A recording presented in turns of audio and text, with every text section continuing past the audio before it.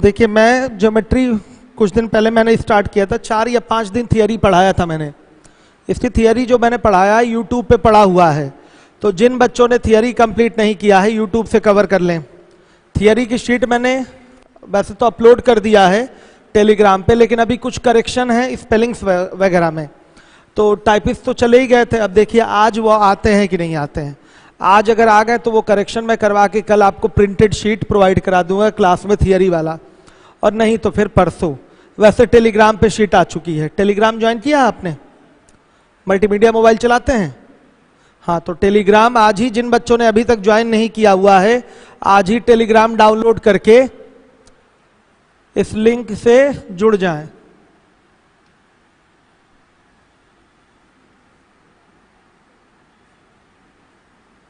Space नहीं है, note कर लीजिए इसको पहले। जिन्होंने अभी तक ज्वाइन नहीं किया है आज ही ज्वाइन कर लेंगे, सारी शीट उस पर मिल जाती है पीडीएफ के पैटर्न पे। जो भी ज्वाइन नहीं किया आप लोगों ने ज्वाइन, ठीक है। अब सुनिए, एक शॉर्ट रिवीजन ले लेते हैं, हमने अभी तक क्या क्या पॉइंट्स आप लोगों को पढ़ाया है।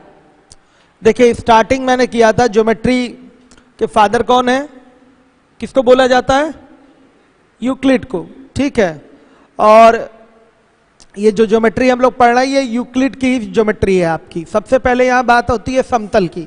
मैंने आपको बताया था समतल की कोई परिभाषा नहीं है, यह अपरिभाषित होता है, लेकिन फिर भी समझने के लिए हम लोग एक परिभाषा तैयार कर रखे हैं इसकी, कि ये एक चपटा तल होता है और जिसमें लंबाई होती है, चौड़ाई होती है, परंतु मोटाई नहीं होती। ये अनंत तक ये भी विस्तृत होता है।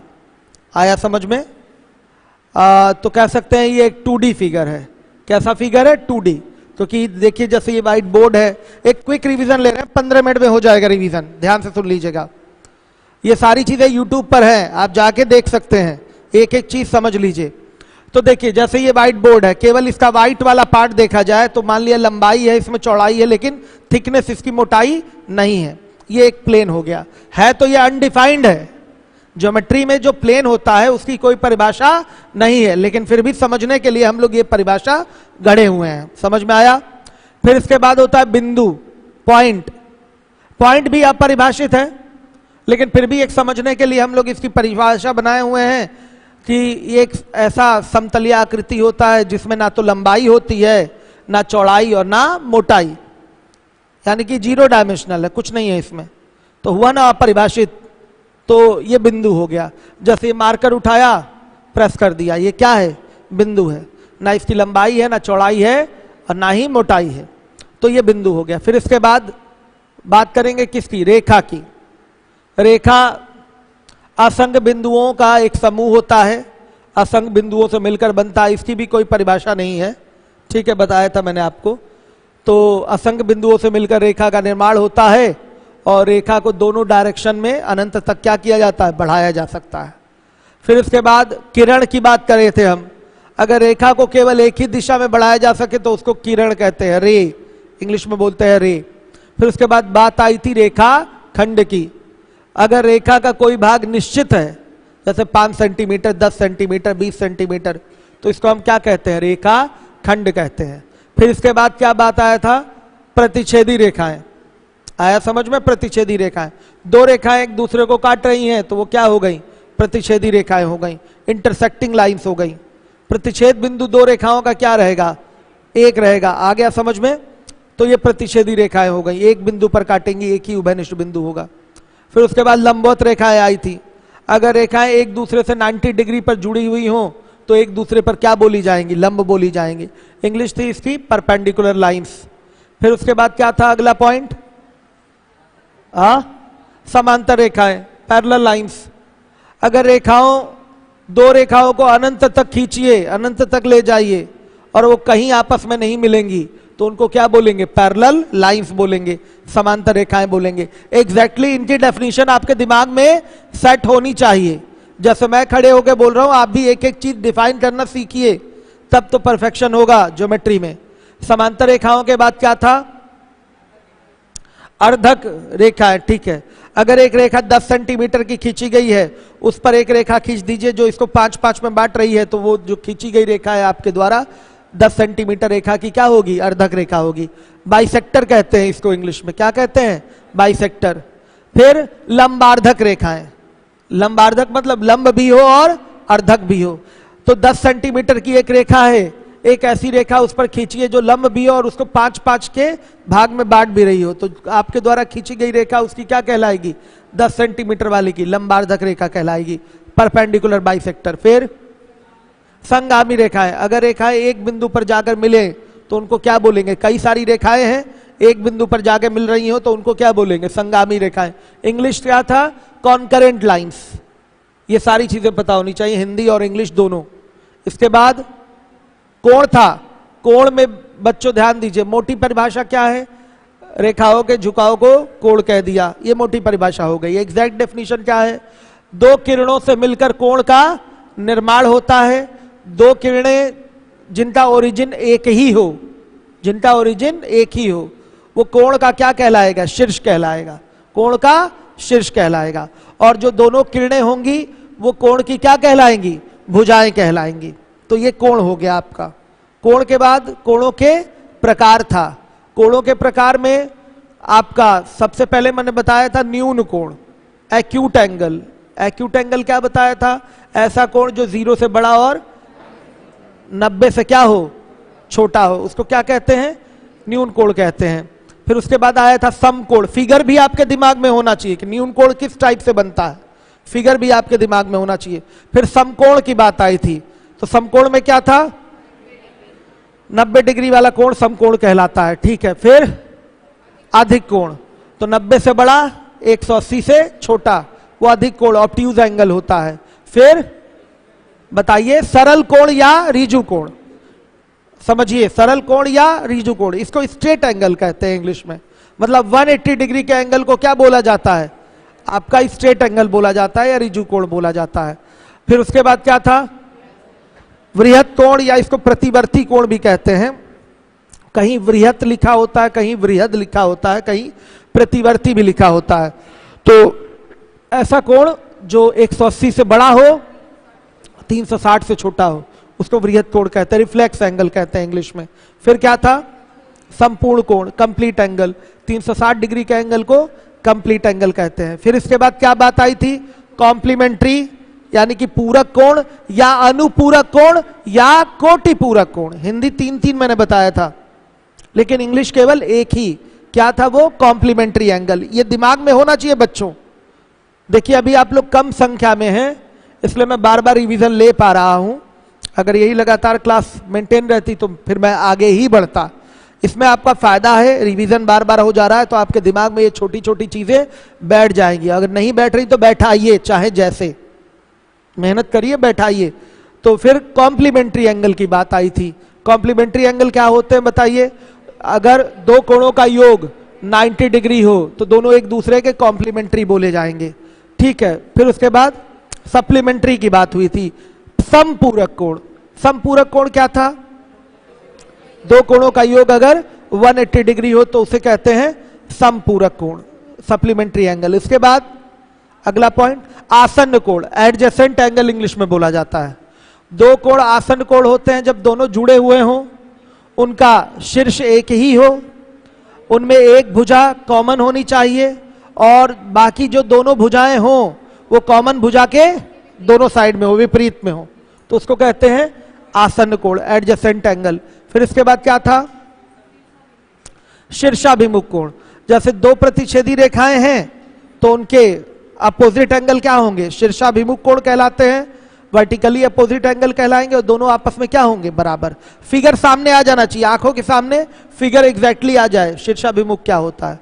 फिर इसके बाद तिर्यक रेखा, अगर दो समांतर या असमांतर रेखाएं हैं या दो से ज्यादा भी समांतर या असमांतर रेखाएं हैं, कोई अन्य रेखा उसको काटती हुई निकल जा रही है तो वो अन्य रेखा विभिन्न बिंदुओं पर जो काट रही है वो तिर्यक रेखा कहलाती है, ट्रांसवर्सल इंग्लिश में कहते हैं, सही है। अब देखिए जैसे ये दोनों लाइन पैरेलल हैं, ये आपकी तिर्यक रेखा हो गई, ये 1, ये 2, ये 3, ये 4, ये 5, ये 6, ये 7, ये 8, ये आपके एंगल्स हो गए। तो दो ये पैरेलल लाइंस हैं, एक ट्रांसवर्सल है। अगर ट्रांसवर्सल इसको काट रही है तो 4 एक्सटीरियर और 4 इंटीरियर एंगल का निर्माण होता है। 1 2 7 8 एक्सटीरियर एंगल है, बाह्य कोण है। 3 4 5 6 ये आपके इंटीरियर एंगल है। फिर इसके बाद बात आई थी संगत कोण की, करस्पॉन्डिंग एंगल। तो इसमें जो करस्पॉन्डिंग एंगल का पेयर होता है वो इक्वल होता है। करस्पॉन्डिंग एंगल हैं कौन कौन से, पहचान में आपके आना चाहिए। 1 और 5 बराबर होंगे, 2 और 6 बराबर होंगे, 3 और 7 बराबर होंगे, 4 और 8 क्या होंगे, बराबर होंगे। हर एक बच्चा ध्यान देगा जिम्मेदारी के साथ, सभी लोग ध्यान दीजिए। अब देखिए फिर क्या था, interior alternate angle. Interior alternate यानी कि अंतः एकांतर कोण, वो भी आपस में क्या होते हैं, बराबर होते हैं। 3 बराबर 6 के, 4 बराबर 5 के, हर एक बच्चा ध्यान दे। फिर वो बाह्य एकांतर कोण है। एक्सटीरियर ऑल्टरनेट में 1 बराबर 8 के, 2 बराबर 7 के, ये बाह्य एकांतर कोण हो गए, एक्सटीरियर ऑल्टरनेट हो गए। एग्जैक्टली ये चीजें आपके दिमाग में बैठ गई हैं कि नहीं, सबके दिमाग में बैठ गया है। अब चलिएगा, सह अंतः कोणों का योग 180 डिग्री होता है। अब सह अंतः कोण को इंटीरियर एंगल कौन कौन से होंगे, 3 और 5 इनका योग 180, 4 और 6 इनका योग 180। अब देखिए सह बाह्य कोणों का योग भी 180 डिग्री होता है। 1 और 7 180 डिग्री इनका योग आएगा। 2 और 8 ये भी 180 डिग्री आएगा। ये सब मैंने पढ़ा रखा है आपको। फिर इसके बाद त्रिभुज आया था शायद, त्रिभुज 3 भुजाओं से घिरी हुई बंद आकृति त्रिभुज कहलाएगी। त्रिभुज में सब कुछ 3-3 होते हैं। त्रिभुज के प्रकार भुजाओं के आधार पे और कोणों के आधार पे मैंने आपको बताया था। भुजाओं के आधार पे त्रिभुज 3 प्रकार के होते हैं, समबाहु, समद्विबाहु और विषमबाहु। इक्विलैटरल ट्रायंगल, आइसोसेलिस ट्रायंगल और स्केलेन ट्रायंगल। बताने की आवश्यकता नहीं, क्लियर है। अब कोणों के आधार पे भी 3 प्रकार के, कौन कौन से, न्यून कोण त्रिभुज और समकोण त्रिभुज और अधिक कोण त्रिभुज। एग्जैक्टली क्लियर है ये। इसके बाद क्या था, माध्यिका। चलिए अब मैं पूछूंगा यहां से क्वेश्चन आप लोगों से, माध्यिका बताइए क्या होती है, आप एग्जैक्टली बताइए। यहीं से मेन आपकी पढ़ाई शुरू होती है, माध्यिका से। चलिए माध्यिका क्या होता है बताइए।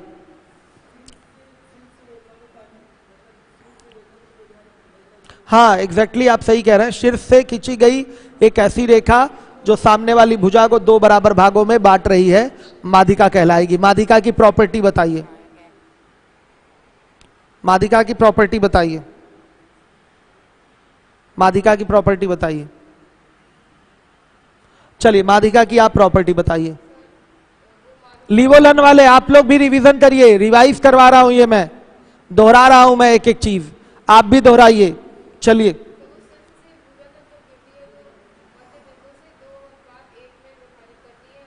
गलत, वो तो आप केंद्रक वाली प्रॉपर्टी बता रही हैं। केंद्रक माध्यिका को 2:1 के रेशियो में बांटता है, वो भी शीर्ष से। हम माध्यिका की प्रॉपर्टी पूछ रहे हैं। तो माध्यिका त्रिभुज को 2 बराबर क्षेत्रफल वाले त्रिभुजों में विभाजित करती है। पहली प्रॉपर्टी ये मैंने बताया था आपको, आ गया समझ में। त्रिभुज की तीनों माध्यिकाएं जब एक दूसरे को काटती हैं तो 6 बराबर क्षेत्रफल वाले त्रिभुजों का निर्माण होता है, ये बताया गया था। आया समझ में। सामने वाली भुजा को तो 1:1 के रेशियो में बांटती है, बराबर बराबर भागों में बांटती है, सही है। अब चलिए केंद्रक की हम बात करेंगे। बताइए केंद्रक क्या होता है, आप बताइए। ब्लू शर्ट, हाँ आप बताइए केंद्रक यानी कि सेंट्रॉइड क्या होता है, मिलकर जा रही हूं, मतलब माध्यिकाओं का कटान बिंदु केंद्रक कहलाता है। सेंट्रॉइड इसको इंग्लिश में कहते हैं, हिंदी में और क्या बोला जाता है केंद्रक को, मध्य बिंदु की गुरुत्व केंद्र, माध्य केंद्र। ये सब भूलिए नहीं, अगर ये सब भूलेंगे तो ज्योमेट्री में हमेशा प्रॉब्लम बनी रहेगी। कहीं माध्य केंद्र या गुरुत्व केंद्र लिख दे तो कंफ्यूज हो जाएंगे, क्या पता होना चाहिए ना।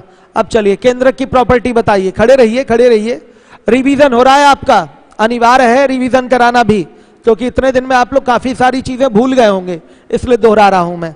चलिए बोलिए। वैसे मैं थियरी एक बार डिजिटल बोर्ड पे पूरा पढ़ाने वाला हूं जल्दी ही, संडे मंडे को फिर से एक बार थियरी पढ़ाऊंगा। थियरी जितना अच्छे से क्लियर रहे ना, क्वेश्चन करने में उतना फायदा रहेगा। एग्जैक्टली एक एक छोटी छोटी चीजें दिमाग में बैठी रहनी चाहिए। बोलिए केंद्रक की प्रॉपर्टी, हाँ पढ़ना पड़ेगा अभी। केंद्रक की प्रॉपर्टी आप बताइए, बैठ के बताइएगा। 2:1 के रेशियो में बांटती है, ठीक है।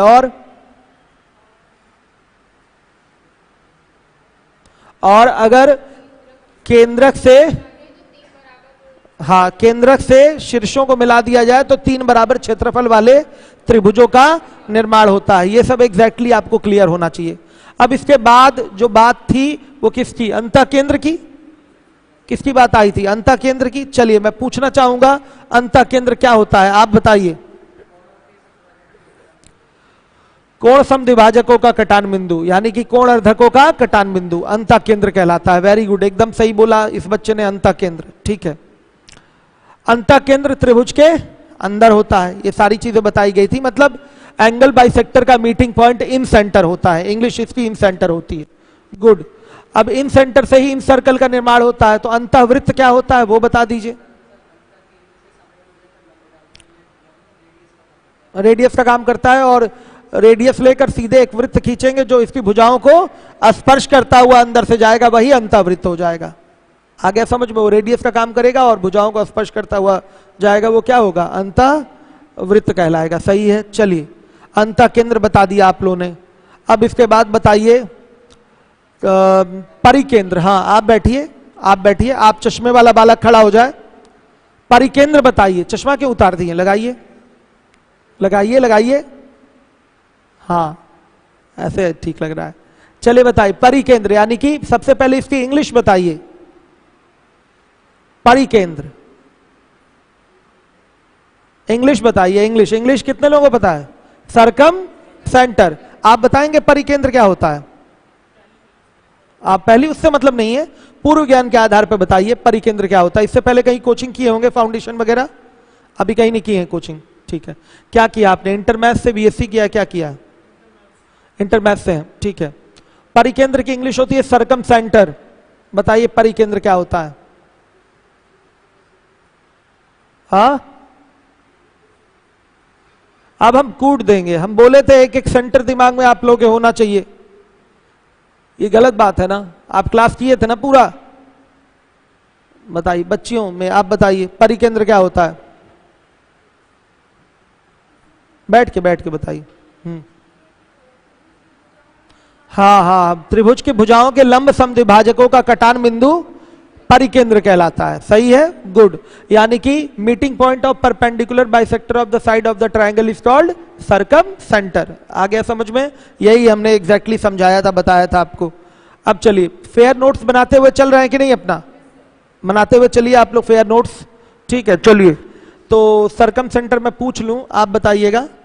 बताइएगा न्यून कोण त्रिभुज में परिकेंद्र कहां होता है? त्रिभुज के अंदर होता है। समकोण त्रिभुज में परिकेंद्र कहां होता है? कर्ण के मध्य बिंदु पर। ये सब सवाल पेपर में पूछा जाता है। और अधिक कोण त्रिभुज में परिकेंद्र कहां होता है? त्रिभुज के बाहर होता है। सही है। चलिए, अब बता दीजिएगा परिवृत्त। परिवृत्त, सर्कम सर्किल, आप बता दीजिए परिवृत्त। हाँ, तीनों शीर्षों को, भुजाओं को नहीं बेटा। भुजाओं को टच करता हुआ तो अंतःवृत्त हो जाता है, अंदर से टच करता है। शीर्षों से होकर पास होता है, वो परिवृत्त है। निर्माण कैसे होता है परिवृत्त का? आप बैठ जाइए। Very good. परिवृत्त का निर्माण कैसे होता है? मतलब कंस्ट्रक्शन कैसे होता है सर्कम सर्किल का? हाँ, अंतः केंद्र नहीं बेटा, परिकेंद्र ना। परिवृत्त तो परिकेंद्र से बनेगा। तो त्रिभुज का परिकेंद्र ले लिया आपने, और परिकेंद्र से शीर्षों को मिलाया, और ये दूरियां बराबर होंगी, यही परित्रिज्या यानी कि सर्कम रेडियस का काम करेंगी। सेंटर लेकर उस पर कंपास रख के, कंपास का निडल पेंसिल को शीर्ष तक ले जाइए, तुरंत खींच दीजिए, बन जाएगा आपका सर्कम सर्किल। ठीक है, चलिए।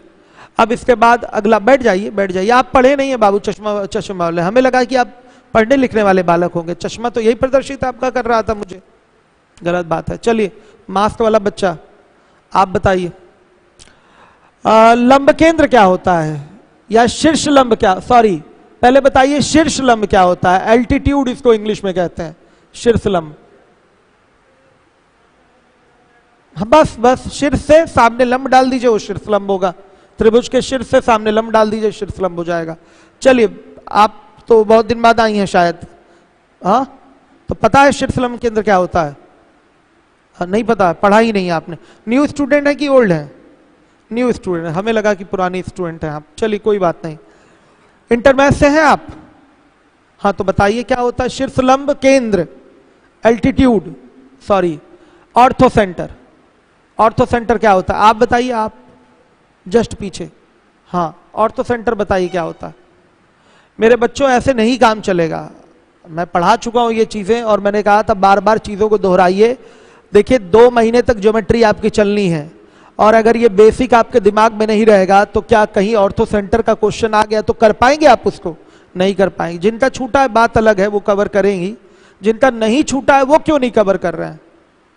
सीधे सीधे ऑर्थो सेंटर क्या होगा? शीर्षलंब केंद्र क्या होगा? शीर्षलंबों का कटान बिंदु, शीर्षलंब केंद्रों का कहानी खत्म। बस इतना ही तो है। बताइए, देखिए रिवीजन में कितना आधा घंटा निकल गया हम लोगों का। अब बताइए, अब जल्दी आने वाले हैं अपने टॉपिक पे हम। अब आप बताइए, हाँ आप नहीं, आप बताइए, न्यूनकोण त्रिभुज में शीर्षलंब केंद्र कहां होता है?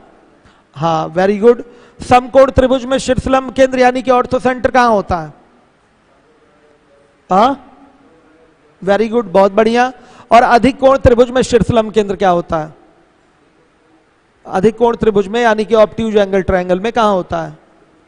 त्रिभुज हाँ के बाहर, अधिक कोण के पीछे होता है। बहुत बढ़िया, वेरी गुड। ऐसे ही बच्चे सफलता जल्दी प्राप्त करेंगे। बहुत बढ़िया, जिनको तैयार है वही सफलता प्राप्त करेंगे। अब इसके बाद यूलर लाइन था, कौन बताएगा यूलर लाइन? 2 ही लोग बताएंगे। आप बताएंगे यूलर लाइन, आप नहीं बताएंगी? अच्छा, आप पहला क्लास है, ठीक है। तो हाँ सही है। परिकेंद्र, केंद्रक और लंब केंद्र एक सीधी रेखा में होते हैं, इसी सीधी रेखा को यूलर लाइन कहते हैं। तो ये जो केंद्रक होता है, परिकेंद्र, केंद्रक और लंब केंद्र में जो केंद्रक होता है कैसा रिलेशन रखता है दूरी के हिसाब से? केंद्रक परिकेंद्र और लंब केंद्र से कैसा रेशियो रखता है या कैसा हिसाब किताब रखता है? बताइए। 1:2 के रेशियो में होता है ना? किस रेशियो में होता है? हाँ 1:2 के रेशियो। ऊपर अगर मतलब जो केंद्रक की लंब केंद्र से दूरी होती है वो केंद्रक की परिकेंद्र से दूरी का दुगना होती है। यही हमने बताया था आपको। क्लियर है ना बच्चों? ये भी रेशियो पूछा जाता है एग्जाम में। अब इसके बाद क्या था? कुछ पॉइंट्स थे, जैसे ये था, ये था, ये ए है, ये बी है, ये सी है। 80-90 बार पेपर में पूछा गया है ये आपका, ध्यान दीजिएगा। तो ये इसका बीओ जो है कोण बी का अर्धक है और जो सीओ है कोण सी का अर्धक है। तो अब ये सिंगल सिंगल चाप नहीं देंगे, अब कुछ अलग सिंबल दिखाएंगे। नहीं तो अगर सिंगल सिंगल चाप लगा देंगे तो ये सब बराबर दिखने लगता है, डिफरेंट दिखाना पड़ता है। ये कोण अलग है ना, तो इसका जो अर्धक होगा 2 बराबर भागों में बांटेगा तो डबल डबल चाप द्वारा दिखा दीजिए, ये पार्ट इसके बराबर हो गया। तो इन दोनों कोणों के अर्धक कहाँ मिले हैं? ओ पर मिले हैं। तो जो यहाँ का कोण होता है वो होता है 90 प्लस एंगल a/2 होता है। 80-90 बार पूछा गया है। ये मैंने आपको लास्ट क्लास के दिन, आखिरी क्लास जब लिया था तो उस दिन मैंने आपको बताया था। यूट्यूब पे सारी क्लास पड़ी हुई है। फिर उसके बाद एक और बताया था मैंने, ए है, बी है, सी है। देखिए आधे घंटे में पूरा रिवीजन हो गया। तो आप लोग क्यों नहीं कर पा रहे हैं घर पे बैठ के? थोड़ा समय देंगे। देखिए 2021 में जो नौकरी नहीं ले पाएगा तो वो समझिए कि वो एक्सपायर हो जाएगा। एक्सपायर मतलब बुढ़ापे में भी उसको नौकरी नहीं मिलने वाली। फिर 21 आपके लिए बहुत बड़ा समझिए एक सुनहरा अवसर लेकर आ रहा है। 2020 तो चला ही है पूरी तरह से, कुछ नहीं हो पाया इसमें, लेकिन 2021 आपके लिए सुनहरा अवसर लेकर आ रहा है। बहुत जॉब्स मिलेंगे आपको, सीजीएल भी है, सीएचएसएल भी है, सीपीओ भी है, स्टेट लेवल वैकेंसी भी है, आरआरबी वगैरह सब में, बैंक सब में मिलेगा। तो आप लोग इस मौके को छोड़ेंगे नहीं। अब देखिए ये बाह्य कोण बी हो गया और ये बाह्य कोण सी हो गया। इस रेखा को आगे बढ़ा दीजिए। इसका अर्धक ये हो गया, इसका अर्धक ये हो गया, ओ पर मिले हैं। तो यहां जो बी ओ सी होगा वो क्या होगा? 90 माइनस एंगल a/2। ये भी मैंने आपको बताया था। इसके बाद आ जाइए, एक और बताया था बच्चों, अगर नहीं आप थियरी दिमाग में रखेंगे तो नहीं हो पाएगा कुछ। एक और बताया था, एक त्रिभुज है, ये भी 40-50 बार आया है, ए बी सी।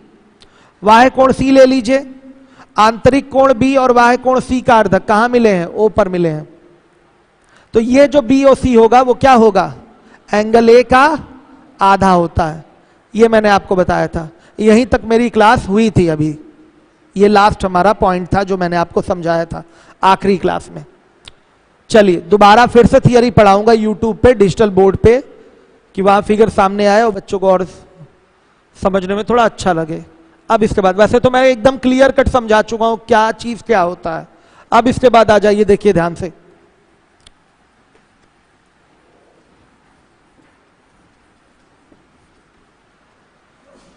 अगला पॉइंट उठाइए। जैसे ये एक त्रिभुज है, नाम है इसका ABC। आपका जो AD है लंब है, लंब के लिए उल्टा T सिंबल होता है, ध्यान से देखिए, किस पर? BC पर। और जो AE है, ध्यान से देखिएगा, कोण A का क्या है? अर्धक है। AE एंगल A का अर्धक है। अर्धक मतलब बाइसेक्टर है। तो ये वाला जो कोण होगा ये कितना होगा? ये भी 20-25 बार पूछा गया है डायरेक्ट इसी रिजल्ट पे, मतलब इसी रिलेशन पे।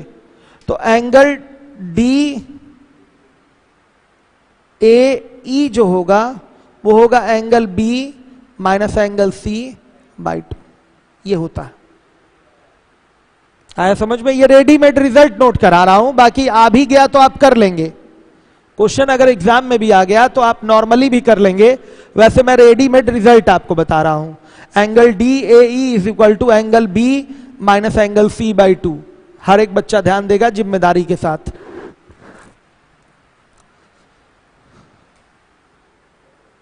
हर एक बच्चा ध्यान दे।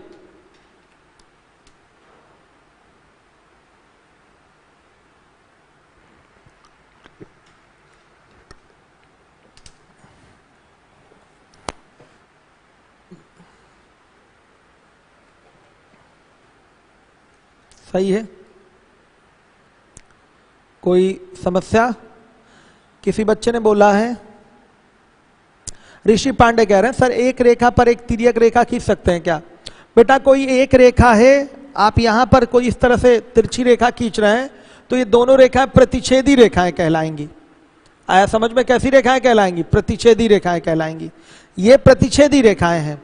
तिर्यक के लिए मैंने डेफिनेशन बताया है, 2 या 2 से अधिक समांतर या असमांतर रेखाओं को एक अन्य रेखा विभिन्न बिंदुओं पर काट रही है तो वो तिर्यक रेखा कहलाएगी। तो उसकी डेफिनेशन अलग है। तो एक रेखा के लिए वो चीज नहीं है, 2 या 2 से अधिक रेखाओं के लिए है तिर्यक रेखा की बात। ये बात जो होगी वो प्रतिच्छेदी रेखाओं की बात हो जाएगी। यहां पर ऋषि पांडे ध्यान दीजिएगा। रविकांत मौर्य, मैक्सिमम मिनिमम भी चलेगा। ओह सॉरी, नोट कर लिया आप लोगों ने? अब देखिए मैं इसको वेरीफाई करा दे रहा हूं, मैं वेरीफाई करा दे रहा हूं कि ये सही है कि नहीं। देखिएगा, ये है आपका 70 डिग्री का एंगल, मान लिया ये है 50 डिग्री का एंगल, तो ये 60 डिग्री का एंगल होगा। तीनों कोणों का योग कितना होना चाहिए? 180। अब देखिएगा यहां से ये लंब खींच दिया, फिर यहां से इस कोण का अर्धक खींच दिया, तो ये पूरा 30 डिग्री होगा और ये भी क्या होगा? 30 डिग्री। ये पूरा कोण 30 और ये भी कोण क्या होगा? 30। आ रहा है समझ में? अच्छा एक पॉइंट और छूट गया है, त्रिभुजों के गुण। वो भी तो हमने बताया था आपको, काफी सारी चीजें बताई गई थी 4-5 दिन की क्लास में, तो उसका रिवीजन आप लोग खुद से करिएगा। अब हम आगे बढ़ चुके हैं। देखिए कुछ पूछना चाहते हैं? देखिए ये कोण कैसे निकलेगा? मैथमेटिकली अगर कैलकुलेट करें तो साफ साफ दिखाई दे रहा है, ये 90 लंब है भाई, ये A है, ये B है, ये C है, D है और ये E है। अगर मैं कहूं ये 30 डिग्री का एंगल, ये 50 डिग्री का एंगल, तो ये कोण कितना होगा? 80 डिग्री का एंगल होगा, 80 होगा कि नहीं? त्रिभुज का बाह्य कोण सुदूर अंतः कोणों के योग के बराबर होता है। Exterior angle is equal to sum of its opposite interior angle. Clear है ये चीज? अब चलिएगा ध्यान से देखिएगा। अनिल उतना दूर क्यों बैठे हो? क्लास में आ जाओ। चलिए कमेंट बच्चों के दिखाते रहिए आप। तो ये 80 डिग्री हो गया। तो बच्चों ये 90 है, ये 80 है, तो अपने आप ये कितना आएगा? 10 डिग्री आएगा। इसी चीज को हम डायरेक्ट बोल रहे थे, कैसे? 70 माइनस 50 और बटा 2। डायरेक्ट ये बोला जा रहा था कितना आएगा 20/2 यानी कि 10। यही रिजल्ट डायरेक्ट बोला जा रहा था। हर एक बच्चा ध्यान दे, हर एक बच्चा ध्यान दे।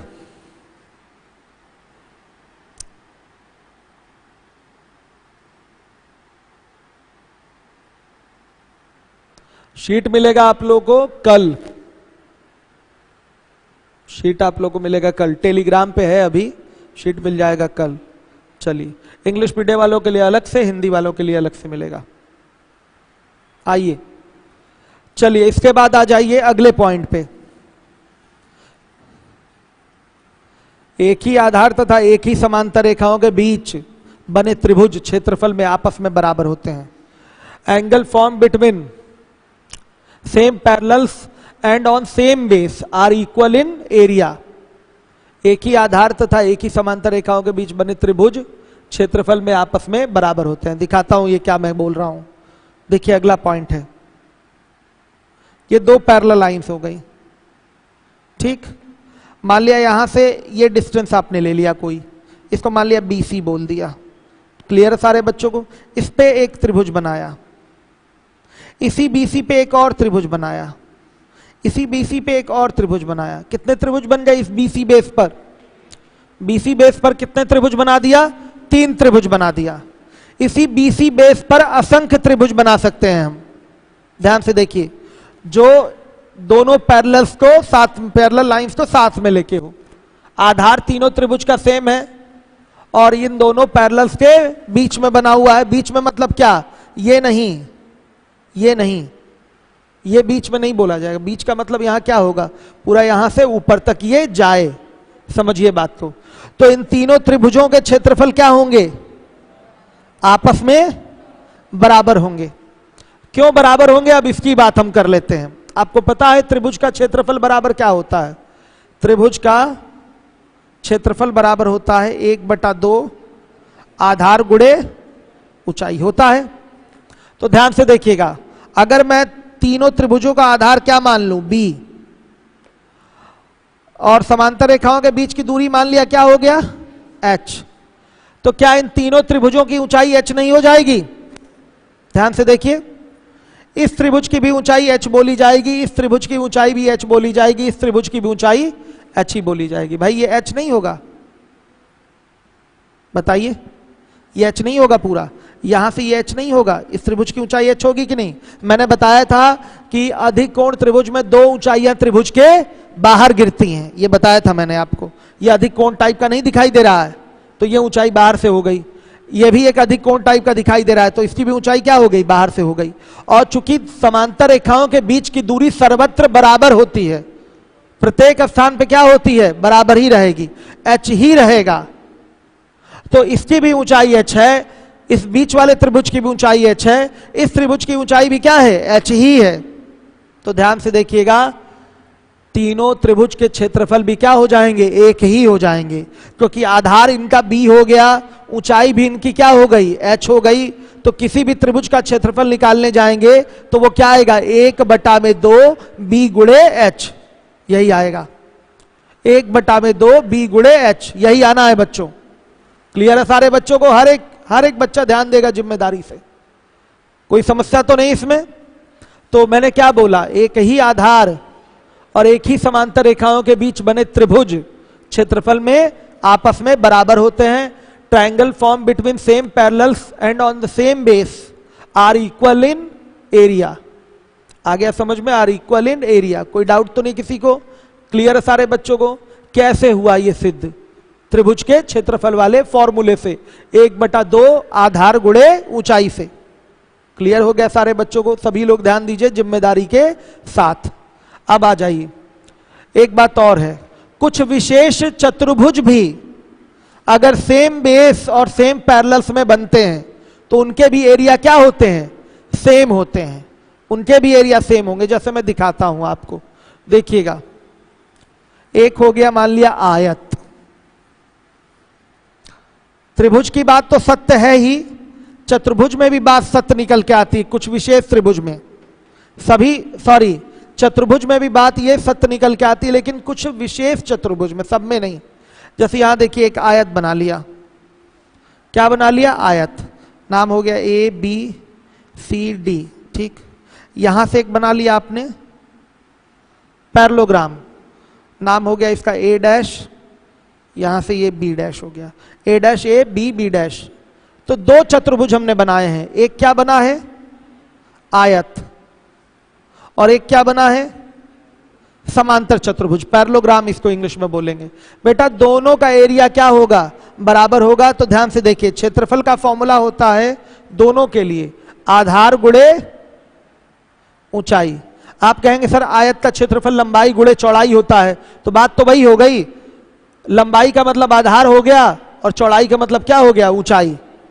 तो दोनों के लिए सेम फॉर्मूला होता है। समांतर चतुर्भुज का भी फॉर्मूला आधार गुणे ऊंचाई, और आयत के क्षेत्रफल का भी फॉर्मूला क्या होगा? आधार गुणे ऊंचाई। तो आधार दोनों का क्या हो गया? मान लिया x हो गया।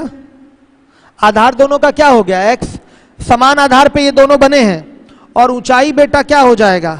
h। ऊंचाई दोनों के लिए क्या हो गई? h। हर एक बच्चा ध्यान देगा, ये आपका आयत था, ध्यान से देखिए। तो आयत का भी क्षेत्रफल h इंटू एक्स आ जाएगा, और समांतर चतुर्भुज का क्षेत्रफल भी क्या आ जाएगा? h इंटू एक्स आ जाएगा। तो क्या दोनों के क्षेत्रफल बराबर हुए कि नहीं हुए? बताइए। निश्चित रूप से दोनों के क्षेत्रफल क्या हो गए? बराबर हो गए। क्लियर है? अब जैसे इसमें मान लिया इस तरीके से कोई वर्ग बना दिया है, ये क्या हो गया है? वर्ग हो गया है। और इसी पर क्या बना दिया? कोई समांतर चतुर्भुज बना दिया। तो अब इस वर्ग और इस समांतर चतुर्भुज का भी क्षेत्रफल यहां पर क्या हो जाएगा? बराबर हो जाएगा। बात समझिएगा, इस वर्ग और इस समांतर चतुर्भुज का भी क्षेत्रफल क्या हो जाएगा? बराबर। आधार दोनों के लिए सेम हो जाएगा, और ऊंचाई भी दोनों के लिए क्या हो जाएगी? बराबर।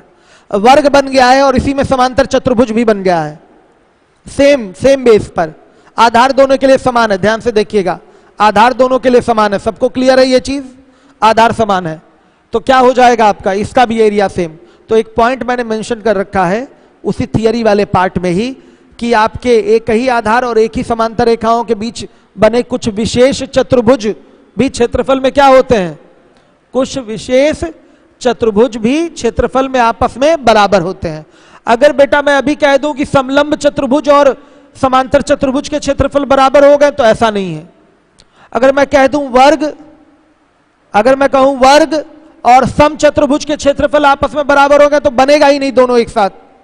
वर्ग और सम चतुर्भुज दोनों एक साथ बनेगा ही नहीं। तो इसको और डिटेल में समझने के लिए आपको यह समझना पड़ेगा कि वर्ग क्या होता है, सम चतुर्भुज क्या होता है, आयत क्या है, समांतर चतुर्भुज क्या है, समलंब चतुर्भुज क्या है। तो इसकी चर्चा होगी समरूपता के बाद।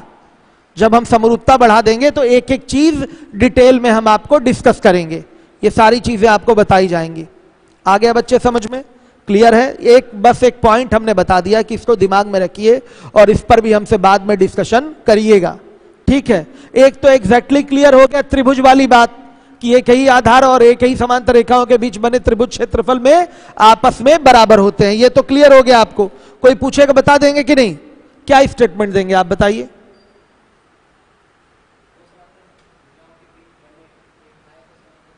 आयत नहीं, त्रिभुज की बात बताइए।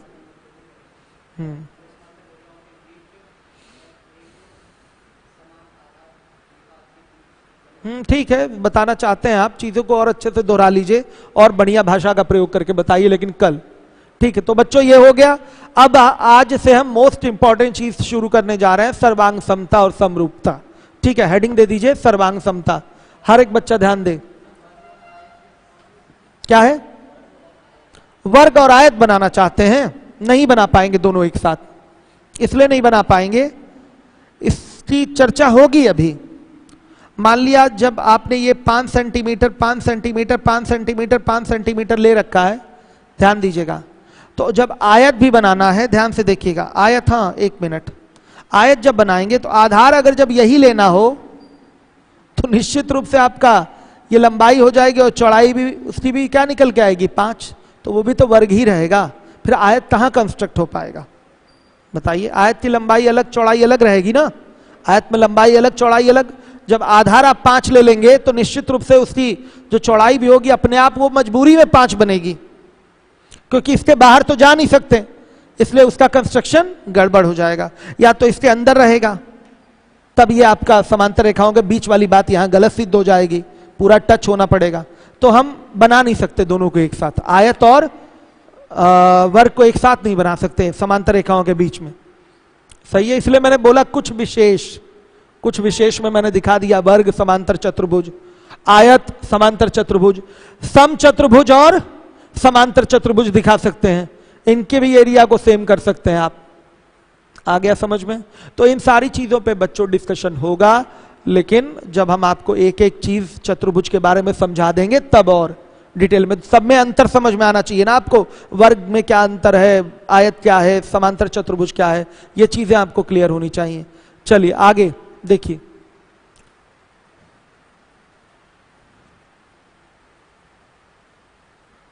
सर प्रॉपर्टीज में थोड़ा ब्रेक लगाइए, क्वेश्चन स्टार्ट करिए। हम आपके हिसाब से सुपर डांस नहीं पढ़ा सकते ना, चलिए पढ़ाना मुझे अपने हिसाब से बच्चों, तो चीजें हम जैसे समझा रहे हैं वैसे समझते। चलिए देखिए, अब हेडिंग दे दिए सर्वांग समता। सर्वांग समता ये इंग्लिश हो गई इसकी कॉन्ग्रुएंसी।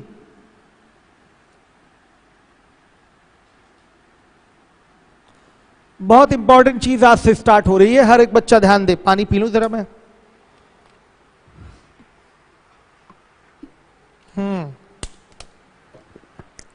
क्या होता है सर्वांग समता? सर्वांग सम आकृतियां क्या होती हैं? ऐसी आकृतियां जिनका शेप, ऐसे फिगर सुन लीजिएगा, जिनका शेप और साइज दोनों सेम हो, वो सब के सब फिगर क्या कहलाएंगे? कॉन्ग्रुएंट फिगर कहलाएंगे। शेप और साइज का मतलब समझ रहे हैं? आकृति और आकार। शेप मतलब हो गई आकृति और साइज मतलब हो गया आकार। ऐसा हर वो फिगर जिसका शेप और साइज सेम है उसको क्या बोलेंगे? कॉन्ग्रुएंट फिगर बोलेंगे, कॉन्ग्रुएंट फिगर बोलेंगे। क्लियर है? जैसे ये देखिए, एक ये टेबल है, एक ये बेटा टेबल है, शेप और साइज दोनों की सेम है, तो दोनों को क्या बोला जाएगा? कॉन्ग्रुएंट टेबल बोला जाएगा। आ रहा है समझ में? बेंच देख लीजिए, शेप और साइज दोनों के क्या हैं? सेम है, तो दोनों को क्या बोलेंगे? कॉन्ग्रुएंट बेंचेस बोलेंगे। फैन देख लीजिए, देख लीजिए, शेप और साइज दोनों के क्या हैं? सेम है, क्या बोला जाएगा? कॉन्ग्रुएंट फैंस बोला जाएगा। सर्वांग सम ये आकृतियां हैं, समझ लीजिएगा। तो कोई भी आकृति, कोई भी फिगर आपका सर्वांग सम होगा, कॉन्ग्रुएंट होगा, जब उसका शेप और साइज बोथ आर इक्वल होगा। दोनों के दोनों क्या होंगे? सेम होंगे। शेप और साइज सेम अगर है तो आकृतियों को बोल दीजिए सर्वांग सम। ज्योमेट्री में हमें जो सर्वांग समता पढ़नी है वो पढ़नी है किसकी? त्रिभुज की। त्रिभुज की सर्वांग समता पढ़नी है। कॉन्ग्रुएंसी ऑफ ट्रायंगल्स हमको पढ़ना है, और किसी फिगर के लिए कॉन्ग्रुएंसी नहीं पढ़नी है। तो डेफिनेशन क्या दिया जाएगा? दो त्रिभुज सर्वांग सम कहे जाएंगे। Two triangles are said to be congruent अगर उनके आकृति और आकार बराबर हो, if their shape and size both are same और इक्वल, कुछ भी कह लीजिए। आ गया समझ में? सिंपल सी बात है। शेप साइज इक्वल है तो वो क्या हो जाएगा? कॉन्ग्रुएंट हो जाएगा, शेप साइज दोनों। अब सिमिलर क्या होता है, समरूप क्या होता है, वो भी यही समझ लीजिए। चर्चा तो आगे होगी लेकिन यही समझ लीजिए। सर्वांग सम क्लियर हो गया। अब समरूप क्या होगा? समरूप हिंदी के नाम से स्पष्ट है। समरूप मतलब जिसका रूप समान हो, मतलब जिसकी आकृति, रूप का मतलब क्या हो गया? आकृति, जिसका आकृति सेम हो, रूप समान हो, उसे कहते हैं समरूप आकृति। क्या कहते हैं? समरूप आकृति। आ गया समझ में? क्लियर है?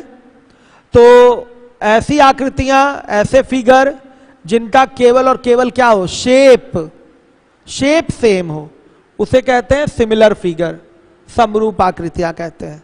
क्या बोलेंगे? सिमिलर फिगर, समरूप आकृतियां कहेंगे। कोई समस्या किसी को? आ रहा है समझ में? क्लियर है?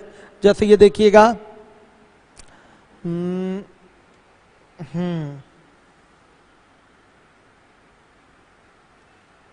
एक जैसे 5 फुट वाला बेंच है, एक 3 फुट वाला बेंच है, समझिए बात को, है तो दोनों बेंच ना, है दोनों क्या बेंच, तो उनका शेप कहा जाए तो सेम है, तो दोनों के दोनों क्या होंगे, सिमिलर बेंचेस होंगे। क्या होंगे, सिमिलर बेंचेस होंगे।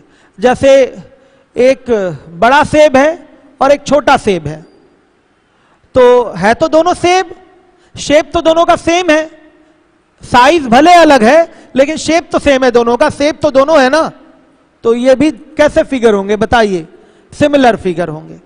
एक छोटा फैन है और एक कोई बड़ा फैन है, हाँ इसकी भी बात कर लीजिए, टेबल बेंच की बात कर लीजिए, टेबल बड़ा है बेंच छोटा है आपका, है ऐसा, ये भी कैसे फिगर है, सिमिलर फिगर है।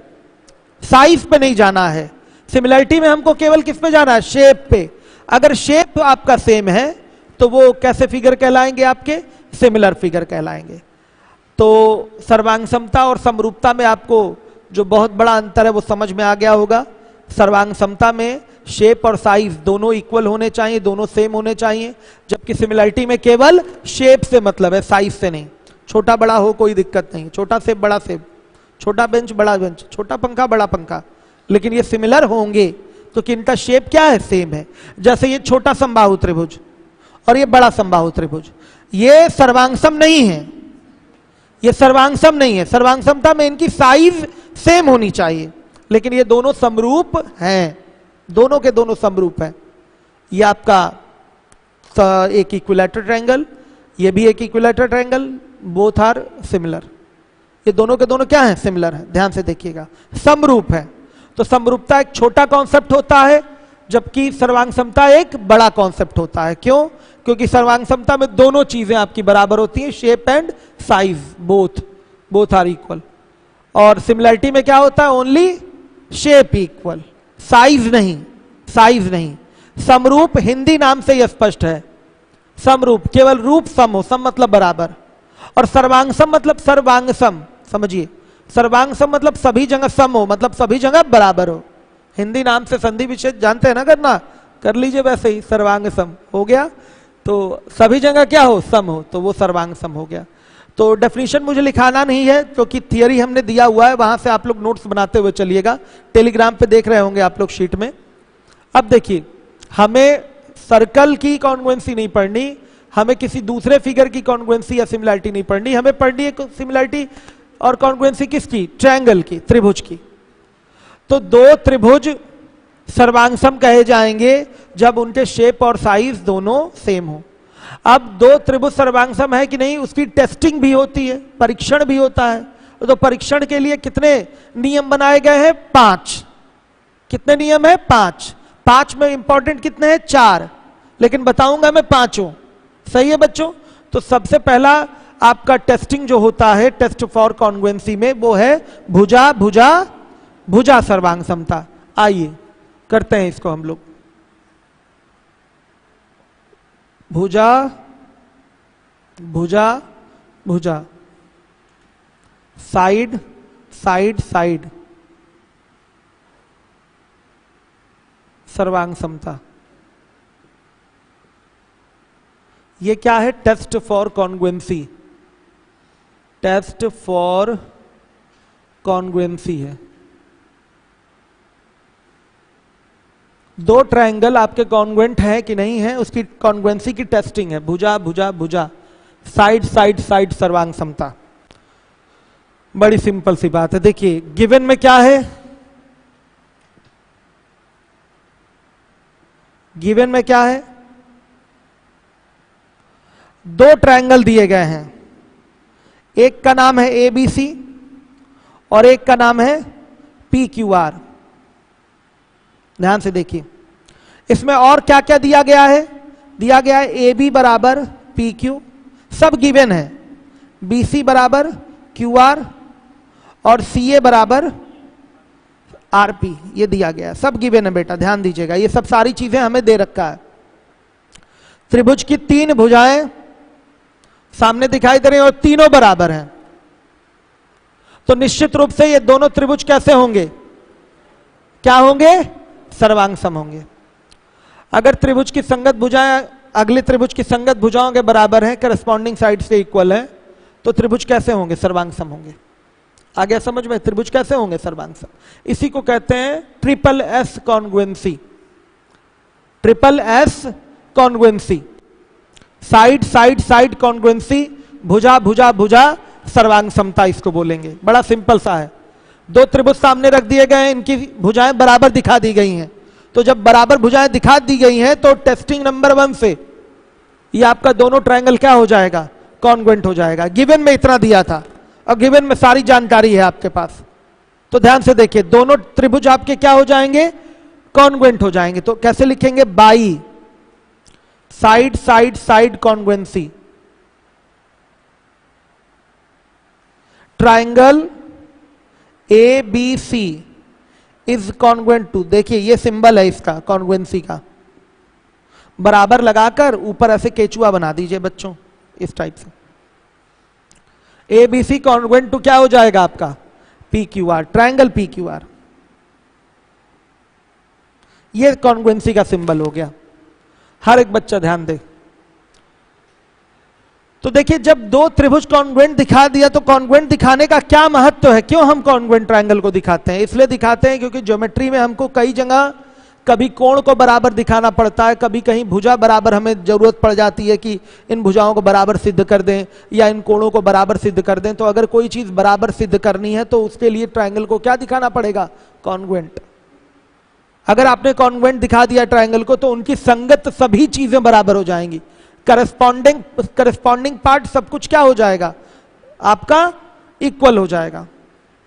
आ गया समझ में? करस्पॉन्डिंग पार्ट क्या हो जाएगा? सब कुछ इक्वल हो जाएगा। जैसे मैं कह दूं कि एंगल A एंगल P के बराबर है तो एग्जैक्टली ये सही है। अब आपका ये सवाल होना चाहिए, सर A को Q के बराबर क्यों नहीं बोल दिया? ये प्रश्न आपके आना चाहिए मन में। हमने A को P के ही बराबर क्यों बोला है? B आपका Q के ही बराबर क्यों है? समझिएगा। C आपका R के ही बराबर क्यों है? तो बेटा यही बात आती है, संगत भाग आपस में क्या होंगे? बराबर होंगे।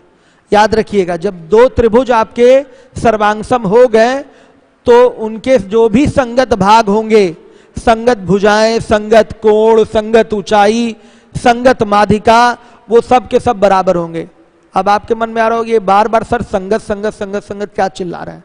तो बच्चों संगत होता क्या? ध्यान से देखिएगा। बराबर भुजा के सामने का कोण संगत कोण कहलाएगा। आया समझ में? अगर हमें कोई संगत कोण उठाना है, संगत कोण बराबर होंगे, संगत माध्यिका बराबर होंगी, संगत ऊंचाइयां बराबर होंगी। तो संगत अगर वर्ड जुड़ गया तो इसके साथ क्या लेंगे? कॉन्ग्रुएंट। ये प्रूव हुआ है भुजा बराबर दिखाकर, भुजा बराबर दिखाकर कॉन्ग्रुएंट प्रूव हुआ है।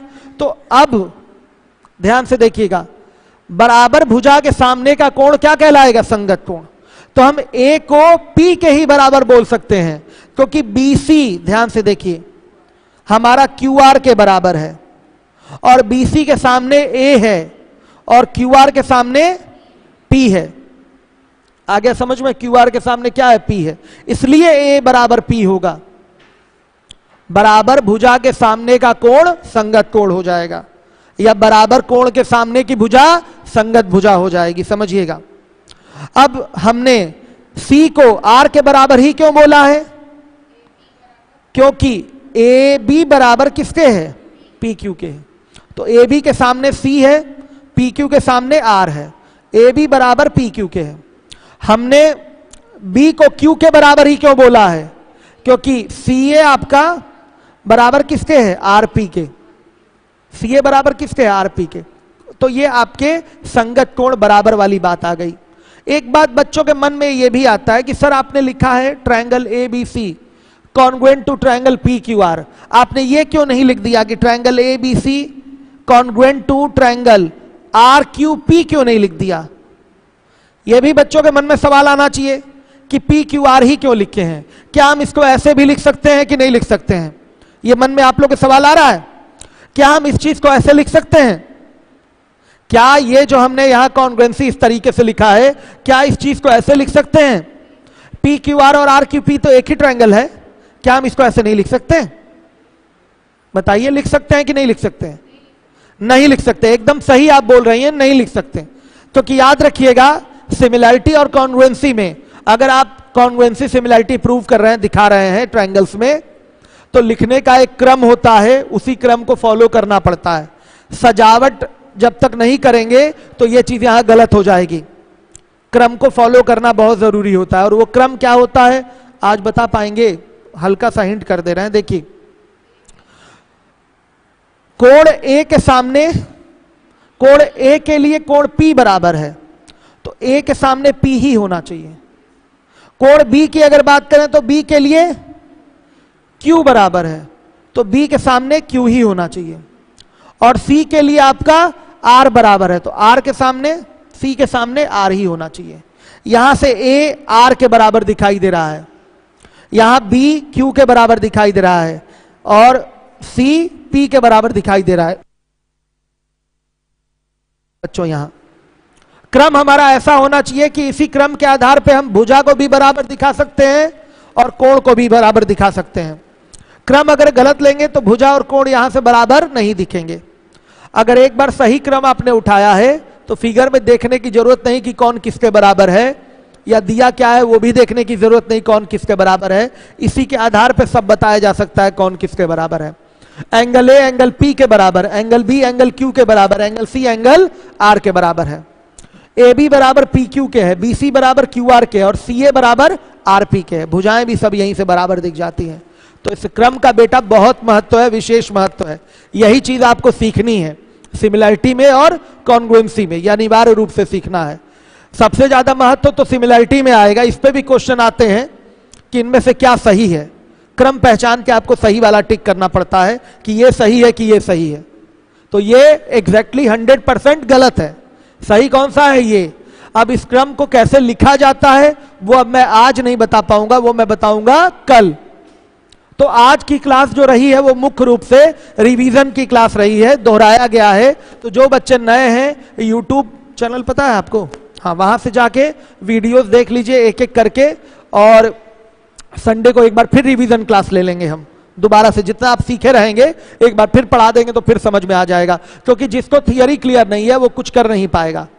सुपर डांस कह रहे थे कि अब थियरी पार्ट छोड़कर आप पहले क्वेश्चन कराइए, क्या संभव है। जब तक थियरी कंप्लीट ना हो, एक एक चीज क्लियर ना हो जाए, तब तक कैसे हो सकता है। नहीं हो सकता सुपर डांस। हाँ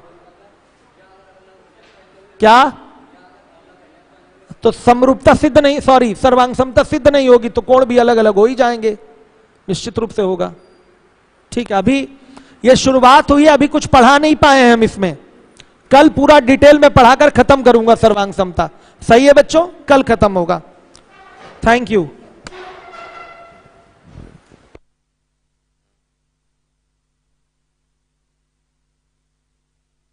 देखिए आप लोग कहीं बाहर